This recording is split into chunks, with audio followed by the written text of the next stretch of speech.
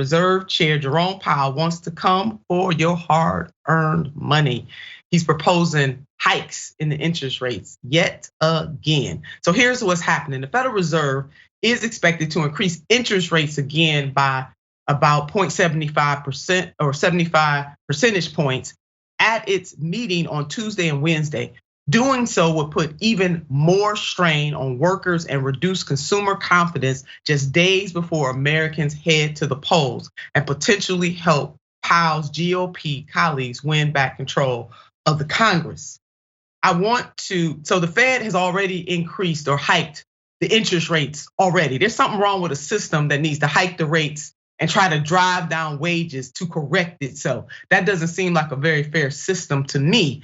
But the Fed has repeatedly increased interest rates to constrict wages, therefore supposedly helping to ease inflation. But that relief hasn't happened, largely because of corporate greed and price gouging. Let's see what Dr. Robert Reich, former labor secretary, had to say about this situation.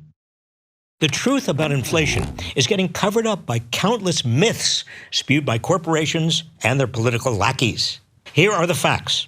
Fact number one, inflation is not being driven by wage increases. Although wages have been rising, they've been rising more slowly than prices.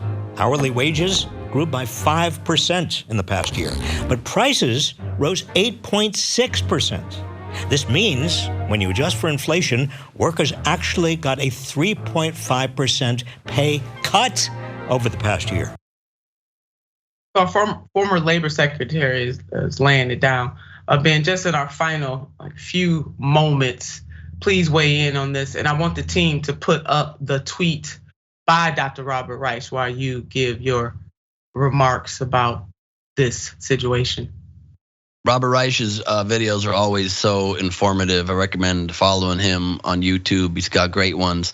But this is the key, is that yet again, the workers are expendable in this country. The workers can always apparently bear the brunt. The ones who already can't afford the life that is being set up and enabled by our leaders are expected to take the brunt of it. And they can't take any other measures. How about put on some price controls during a hard time, during coming out of a pandemic, when we're funding a war in Ukraine? How about we say you can't price gouge, you can't be moving towards record profits and upping your profit margins when people suffer. No, instead it's all political, even all the way to the Fed, and gonna manipulate our rates. It's been proven yet again, like you said, to not be doing anything. And all it does is hurt workers, and if it pushes more Republicans into office, we are in big trouble, not because of even political reasons, because of the instability they bring to the entire system of this country that's already hanging on by a thread.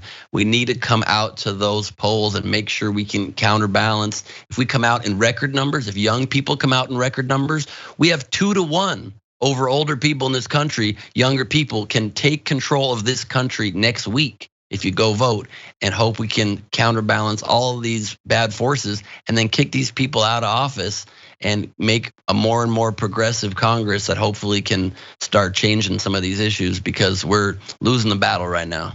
Yeah, we need it. I mean, this is vitally important. Ben, you're absolutely right. We need people to get out to vote.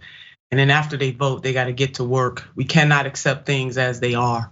And when you do vote, that vote is transactional. Those people you put in office owe you something. They owe you something, your family, your community, and this nation. These folks got to get some get right. And they're not gonna get it unless we make a demand.